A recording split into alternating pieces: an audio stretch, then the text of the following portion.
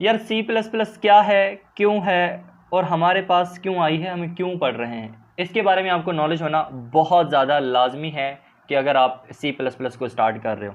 देखो, C plus plus से पहले हमारे पास इससे मिलती जुलती लैंग्वेज एक है जिसको हम कहते हैं सी प्रोग्रामिंग लैंग्वेज, जो कि यूँ समझो इसकी बहन, इसका भाई, इसका कज़न, इसका नाना, इसकी नानी, इसका अम्मा, इसकी अम्मी, मतलब बिल्कुल इसकी रिलेटिव ही है। ठीक है ना, बिल्कुल इस जैसी ही है। लेकिन अगर इस जैसी ही है तो हम सी प्लस प्लस क्यों पढ़ रहे हैं, मैं आपको बताता हूँ। देखो, सी लैंग्वेज स्मॉल एप्लीकेशंस के लिए बहुत अच्छे तरीके से काम करती है और बहुत अच्छे तरीके से काम कर भी रही थी। लेकिन जब बात आती थी ना बड़ी एप्लीकेशंस की, जब हमें बहुत कॉम्प्लेक्स एप्लीकेशंस बनानी पड़ती थी, तब जाके ये हमारे पास प्रॉब्लम्स क्रिएट करती थी। तो इस चीज़ को सॉल्व करने के लिए हमारे दादा ने, बिजार ने, स्ट्रॉस्ट्रॉप ने क्या किया कि उस सी लैंग्वेज के अंदर ऑब्जेक्ट और क्लासेस का कॉन्सेप्ट क्रिएट कर दिया। फिर उस लैंग्वेज को इसने नाम दे दिया सी विथ क्लासेस का। ठीक है ना, तो आपको ये पता होना चाहिए ये जो सी प्लस प्लस है, इसका जो निक नेम है या इसका जो पुराना नाम ही आप कह लो, वो है सी विथ क्लासेस। ठीक है ना, सी जो प्योर लैंग्वेज है उसके अंदर क्लासेस का ऑब्जेक्ट नहीं है, क्लासेस का कॉन्सेप्ट नहीं है, ऑब्जेक्ट का कॉन्सेप्ट नहीं है।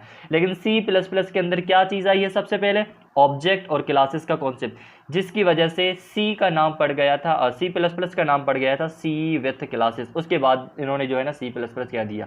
अच्छा, अब प्रोग्रामिंग लैंग्वेजेस के अंदर ना पैराडाइम होते हैं।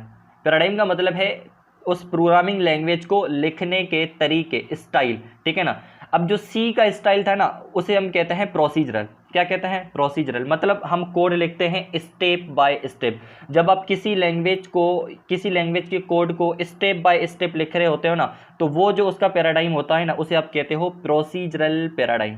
ठीक है, लेकिन सी प्लस प्लस आपकी ऑब्जेक्ट ओरिएंटेड प्रोग्रामिंग पैराडाइम भी यूज़ करती है। मतलब कि ये ऑब्जेक्ट भी बनाती है, क्लासेस भी बनाती है और इसको यूज़ भी करती है।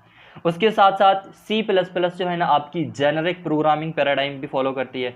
इसका मतलब क्या है, इसका मतलब ये है कि ये ऐसा कोड आपको लिख के देती है कि आप इसको रीयूज़ भी कर सकते हो। मतलब इसके अंदर रीयूजेबिलिटी ऑफ कोड भी है। आप एक कोड बनाओगे, उसी कोड को आप दोबारा यूज़ कर सकते हो, मतलब टेम्पलेट की तरह आप इसके कोड को यूज़ कर सकते हो।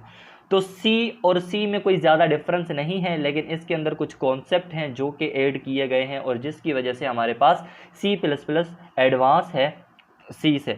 अब इसके अंदर आप अच्छी अच्छी एप्लीकेशंस बना सकते हो और कॉम्प्लेक्स एप्लीकेशंस का जो प्रॉब्लम आ रहा था उसको आप सॉल्व कर सकते हो इजीली, और इसके अंदर आप ज़बरदस्त किस्म से जो है ना बड़ी बड़ी एप्लीकेशंस बना सकते हो।